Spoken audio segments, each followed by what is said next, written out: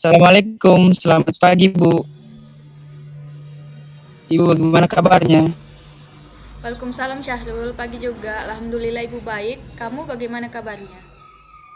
Alhamdulillah saya juga baik Bu. Terima kasih Bu sebelumnya karena sudah menyempatkan diri melakukan Zoom bersama saya. Tidak apa Syahrul, Ibu juga lagi tidak ada urusan lain. Apakah ada yang bisa Ibu bantu? Saya ingin menceritakan masalah yang sedang saya alami kepada Ibu. Boleh Ibu tahu apa permasalahan kamu? Ini Bu, saya mengalami masalah dalam mengontrol emosi saya. Setiap saya mendengarkan nasihat dari teman-teman saya akan sangat marah Bu karena mereka tidak berhak ikut campur dalam urusan saya. Saya merasa bodoh sama urusan orang lain kalau ikut campur dengan saya, maka saya akan sangat marah dan timbang barang. Terus kemudian jika dosen memberi nasihat, saya akan mendengarkan karena mereka bukanlah orang tua saya. Oke. Terus misalnya kalau orang tua kamu yang menasihati, apakah kamu mau mendengarkannya? Iya Bu, tentu saja saya akan mendengarkan jika mereka memberikan nasihat yang baik karena mereka adalah orang tua saya yang melahirkan dan membesarkan saya. Oh, bagus kalau begitu. Berarti kamu masih menghargai kedua orang tua kamu. Iya Bu. Oh iya, Ibu mengerti dengan permasalahan kamu sekarang. Ibu tahu ini cukup sulit bagi kamu. Iya Bu, terima kasih.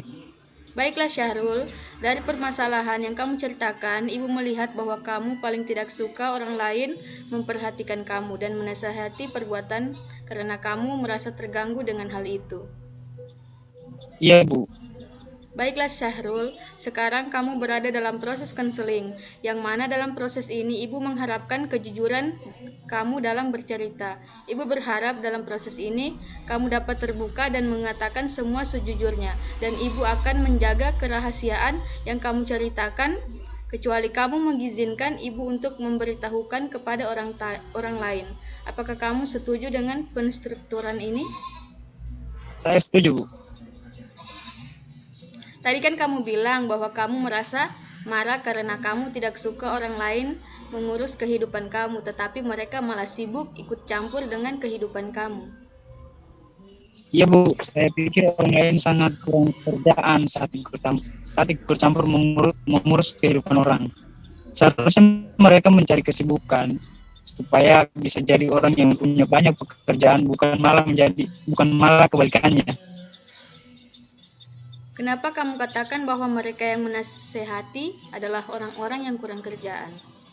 Iya Bu, saya katakan itu karena memang menurut saya emang benar bahwa ikut campur dengan masalah orang lain itu sangat kurang kerjaan. Karena pasti tiap orang punya urusan sendiri, punya masalah sendiri yang harus mereka selesaikan sehingga tidak punya waktu dengan urusan orang lain.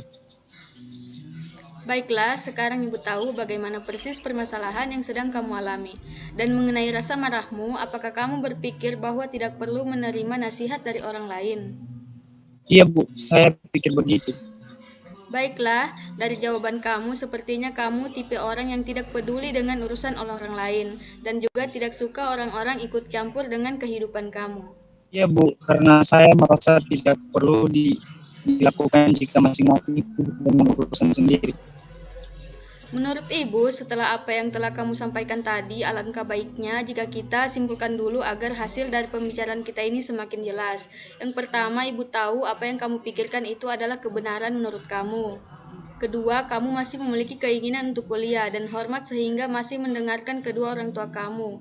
Kamu tidak perlu mendengarkan perkataan teman kamu jika memang perkataan mereka tidaklah baik bagi kamu. Tetapi kalau misalkan maksud dan tujuan mereka baik, itu malah bagus loh.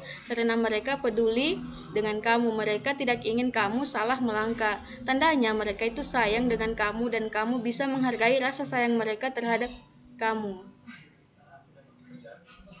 Sekarang kamu dengarkan Ibu, kita sebagai makhluk hidup, makhluk individu, dan tentu saja makhluk sosial membutuhkan kritik, saran, nasihat, dan dukungan dari orang lain. Contohnya sekarang, Kamu meminta bantuan ibu untuk membantu kamu dalam masalah kamu ini. Karena memang tugas kita sebagai makhluk hidup saling berdampingan, karena suatu saat nanti kita akan membutuhkan orang lain. Rantai kehidupan itu sudah diatur oleh Yang Maha Kuasa, dan semua diciptakan saling membutuhkan satu sama lain. Jika kita mau orang lain peduli dan sayang terhadap kita, tentu saja kita harus mendengarkan mereka. Jika nasihat mereka memiliki tujuan yang baik untuk kita. Kita sebagai makhluk hidup membutuhkan bantuan, dukungan dari orang lain. Itu sebabnya kita harus mendengarkan nasihat orang lain. Tidak ada salahnya mempertimbangkan saran dan nasihat orang lain karena diri kamu sendiri yang akan memutuskan akhirnya nanti. Tugas kami hanyalah sebatas memberi nasihat dan saran. Apakah kamu bisa menerima nasihat ibu ini? Iya Bu, saya sadar sekarang apa yang Ibu jelaskan ini memang benar. Jika saya tidak mau peduli dengan nasihat orang lain, pasti lama-kelamaan mereka tidak akan peduli dengan saya. Dan tentu saja, jika saya butuh bantuan seperti sekarang ini, tidak akan ada yang mau membantu saya nantinya. Saya menerima nasihat Ibu, terima kasih karena Ibu sudah membuat saya mengerti. Wah, ibu senang mendengarnya. Ya Bu, terima kasih atas nasihat yang diberikan pada saya. Menurut saya ini sangat membantu. Iya, sama-sama. Ibu senang melihatnya. Kalau begitu, bagaimana jika kita tutup pembicaraan ini dan ibu berterima kasih karena kamu sudah bersedia bercerita dengan ibu. Ya Bu, terima kasih Bu. Iya, sama-sama Syahrul. Assalamualaikum Pak. Waalaikumsalam warahmatullahi wabarakatuh. Maaf Pak mengganggu. Ya tidak apa-apa Dek. Terima kasih Pak. Ya ada yang bisa Bapak bantu. Ya Pak, saya ada perlu dengan Bapak. Ada perlu apa nih Bu? Saya mau dikonseling individual sama Bapak. Kamu ini Asmaul Husna kan? Mahasiswa jurusan BK yang angkatan 2019 itu yang tinggal di asrama Pelangi. Iya Pak, kenapa Bapak bisa tahu kalau saya tinggal di asrama Pelangi? Iya, saya tahu karena saya pemilik asrama itu. Masa sih Pak, kenapa saya tidak pernah melihat Bapak datang untuk melihat atau sekedar memeriksa kosan? Tidaklah, saya hanya bercanda. Bukan saya pemiliknya. Saya hanya sering lihat kamu di situ duduk-duduk sendiri. Ah, Bapak bisa saja. Nah gitu dong, santai aja. Jangan terlalu tegang. Bapak kan bukan polisi loh.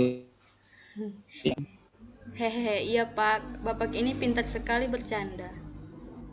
Itu saja. Oh ya, sebelum itu kita buat kontra konseling dulu ya. Baik Pak.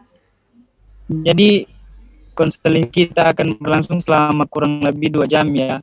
Dan jika ada sesuatu yang mendesak, bisa ada WhatsApp atau mungkin urusan pribadi yang konseling ini untuk sementara tidak bisa dilanjutkan. Kita bisa mengakhiri sementara konseling kita dan akan dilanjutkan di hari yang akan disepakati nantinya. Tapi jika tidak ada sesuatu yang mendesak, kita bisa menyelesaikan konseling ini selama 2 jam. Jadi apakah kamu setuju dengan konselingnya kita, Iya Husna? Pak. Iya Pak, saya setuju. Nah, jadi ada apa ini, Husna? Iya, jadi Pak sebenarnya jadi Pak, setiap saya disuruh maju di depan sama dosen, saya selalu gemetar dan berkeringat Pak. Dan setelah saya maju di depan, saya tidak bisa berbicara dengan lancar seperti gagap, begitu Pak. Terus? Tapi Pak, saya ingin saat maju di depan kelas, bisa bicara dengan lancar, tidak terbata-bata, dan tidak nervous seperti teman-teman yang lain Pak. Terus misalnya di kelas tidak ada dosen, apakah kamu senervous juga untuk maju di depan kelas? Walaupun di kelas tidak ada dosen, saya tetap nervous Pak, tapi tidak senervous jika ada dosen. Saya malu ketika teman-teman mulai memperhatikan saya. Oh, kalau seperti itu berarti kamu tidak percaya diri untuk tampil berbicara di depan orang banyak. Kurang lebih seperti itu Pak. Dek, kenapa seperti itu? Karena setiap kali kamu masuk kelas, kamu merasa malu, gemetar, keringat, bahkan sampai gagap bicaranya. Nah, itu merupakan indikator dari kurangnya percaya diri seseorang. Oh, begitu ya, Pak. Nah, supaya masalahnya lebih jelas, boleh Bapak tanya-tanya sedikit. Iya, Pak, boleh. Tadi kamu bilang bahwa rasa gugupmu meningkat kalau di dalam kelas itu bukan hanya teman-teman, tapi ada juga dosen kamu. Kenapa bisa begitu? Iya, Pak, saya takut melakukan kesalahan di depannya, Pak. Kenapa kamu takut melakukan kesalahan? Apakah dosen itu memarahi kamu kalau kamu melakukan kesalahan saat tampil presentasi di depan kelas? Tidak, Pak. Saya tidak dimarahi kok, Pak. Cuman hanya saja setiap saya tampil di depan, saya merasa takut melakukan kesalahan di depan dosen. Saya takut nanti nilai saya jelek, Pak. Jadi maksudnya di sini kamu berpikir kalau kamu melakukan kesalahan di depan kelas, kamu akan diberikan nilai yang jelek oleh dosen. Iya, Pak. Karena saya pikir dosen itu tidak suka dengan saya karena saya melakukan kesalahan. Itulah kenapa saya tambah nervous, Pak. Oh, kamu berpikir kalau segala sesuatu itu harus sempurna tanpa sedikit pun. Kalau demikian, Iya, Pak. selanjutnya apa yang kamu lakukan ketika kamu merasa tidak percaya diri atau merasa nervous di kelas? Saya hanya diam saja, Pak, daripada saya malu di depan teman-teman karena saya gugup dan gemetar. Jadi apa sebenarnya yang menjadi tujuan kamu untuk mengikuti konseling ini? Saya ingin sekali bicara di depan orang banyak, Pak. Dan kalau saya dipanggil maju di depan, saya tidak gemetar dan nervous. Tidak berkeringat, jadi saya tidak gagap lagi saat berbicara. Tapi paling tidak, Bapak, saya bisa aktif dalam diskusi kelompok, misalnya bertanya atau menjawab, Pak. Ya, jadi tujuan konseling kita adalah agar kamu bisa percaya diri untuk maju di depan kelas, di depan dosen dan teman-teman yang ditandai dengan kamu tidak gemetar lagi, bergemetar, berkeringat, tidak nervous lagi sehingga kamu bisa berbicara dengan baik tanpa terbata-bata jika tampil depan kelas. Iya, Pak, seperti itu. Bapak lihat-lihat nilai-nilai kamu ini bagus-bagus semua. Tidak ada yang di bawah rata-rata. Ya, Pak, alhamdulillah bagus-bagus semua, Pak. Saya senang sekali karena tidak ada nilai saya yang jelek. Teman-teman saya juga mengatakan kalau saya beruntung. Wah, berarti itu adalah pengalaman yang membahagiakan dan membanggakan untuk kamu. Ya, Pak, saya bahagia, tapi sebenarnya saya sedih, Pak. Loh, katanya tadi bahagia, tapi kenapa sekarang sedih lagi? Saya sedih, Pak, karena saya iri melihat teman-teman yang lain. Mereka bisa percaya diri, tampil di depan orang banyak, bisa berbicara dengan lantang dan ekspresif. Saya jengkel dengan diri saya, Pak. Kenapa cuma berbicara di depan umum saja saya tidak bisa? Ada di dalam Al-Quran An-Nisa ayat 32 yang artinya yang bunyinya dan janganlah kamu iri hati terhadap karunia yang sebagian kamu atas sebagian ayat. Nah, dari ayat ini telah kita diberitahukan kalau kita sebagai hamba Allah tidak boleh merasa iri hati terhadap yang dimiliki oleh orang lain yang tidak kita miliki, sebab akan menimbulkan dampak negatif bagi kita. Namun akan timbul sikap kufur, nikmat, bahkan tidak mau menerima karunia Allah. Iya, Pak. Itulah yang saya takutkan, Pak. Saya takut jika saya selalu iri terhadap kelebihan yang dimiliki teman saya, yang tidak saya miliki, membuat saya memiliki sikap kufur dan tidak mau menerima karunia Allah. Sebenarnya teman saya sudah mengajak saya untuk diajarkan bagaimana caranya agar tidak nervous lagi saat tampil di depan kelas, Pak. Hanya saja saya bingung, Pak. Bingung? Kenapa kamu merasa bingung padahal itu adalah hal yang kamu inginkan? Iya, Pak, saya ingin sekali, tapi saya takut dianggap bodoh oleh teman-teman saya, karena hanya untuk tampil di depan kelas saja saya tidak sanggup. Jadi maksud kamu takut diremehkan oleh teman-teman kamu karena untuk tampil di depan kelas harus berlatih dulu dengan mereka. Iya, Pak. Jadi setelah apa yang telah kamu sampaikan tadi, alangkah baiknya jika kita simpulkan dulu agar hasil dari pembicaraan kita semakin jelas. Yang pertama, tekad kamu untuk lebih percaya diri, berbicara di depan orang banyak semakin jelas. Kedua, kamu sebenarnya ingin sekali diajar oleh teman kamu untuk latihan sebelum tampil di depan kelas. Hanya saja kamu merasa takut, kamu diremehkan oleh teman-teman kamu. Iya, Pak. Sebenarnya saya ingin sekali diajarkan oleh teman-teman saya itu, Pak. Bagaimana menurut pendapat Bapak? Menurut kamu itu bisa membantu, Bapak akan jadi mendukung. Jangan ragu, lakukan itu saja. Tapi ingat, kalau kamu memutuskan menerima bantuan teman-teman kamu, berarti kamu harus siap menerima ocehan teman-teman kamu. Dan juga sebelumnya, dengan temanmu serta menjelaskan alasan kenapa latihan dulu sebelum tampil di depan kelas agar mereka dapat mengerti. Tapi bagaimana menurut Bapak kalau saya tidak menerima bantuan dari teman saya itu? Kalau menurut Bapak, jika kamu menerima bantuan dari temanmu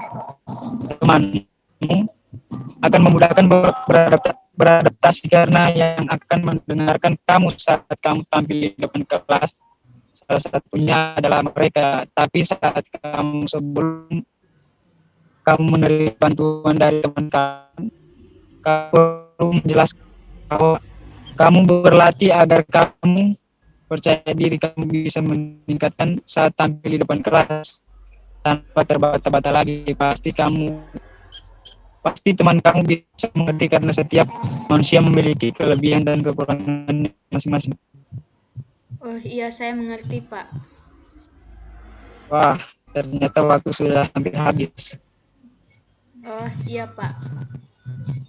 Jadi selama 2 jam ini bagaimana perasaan kamu? Apa kamu merasakan apa yang kamu? Iya, Pak. Alhamdulillah sekarang saya merasa lega, Pak. Karena semua keluhan yang ada dalam hati saya selama ini akhirnya bisa saya ceritakan semua. Alhamdulillah kalau begitu. Lalu apa yang kamu pikirkan selama? Saya pikir bahwa keputusan saya untuk menerima tawaran latihan bersama teman saya sebelum tampil di depan kelas dan tidak memperdulikan ocehan teman-teman yang menganggap saya bodoh itu sudah benar, Pak. Karena dengan berlatih akan bisa membantu saya untuk meningkatkan kepercayaan diri saya agar saya bisa seperti teman-teman yang lain. Bagus, Susna. Bagus, Susna. Jadi apa kira-kira rencana kamu sementara ini sebagai pegangan untuk tindakan selanjutnya? Iya, Pak. Jadi insya Allah yang pertama yang harus saya lakukan adalah saya menerima tawaran dari teman saya dan berlatih juga saat bersama mereka. Kedua, saya tidak boleh iri terhadap apa yang saya tidak miliki dan yang dimiliki oleh orang lain. Ketiga, sebelum saya tampil di depan kelas, saya akan berpenampilan rapi sehingga saya akan merasa lebih percaya diri. Juga saya harus berdoa dulu sebelum tampil. Saya rasa itu yang akan saya lakukan, Pak. Kita sudah berbicara banyak hal. Apa yang bisa kamu simpulkan dari pertemuan ini? Jadi saya harus menentukan pilihan saya, Pak. Saya tidak boleh salah pilih karena semua ini untuk masa depan saya. Dan juga kecemasan dan ketakutan yang saya alami mulai menurun. Dan juga saya tahu langkah-langkah apa yang harus saya lakukan untuk mengatasi rasa tidak percaya diri saya, Pak. Rupanya kamu sudah paham dengan apa yang ingin kamu lakukan. Kamu pasti bisa, itu pilihan yang bagus sekali. Ayo terus lakukan jika menurutmu itu jauh lebih baik. Dan jangan menyerah jika pada saat kamu melakukan itu kamu menanggung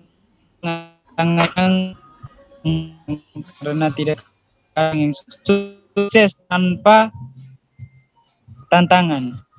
Iya, Pak, terima kasih.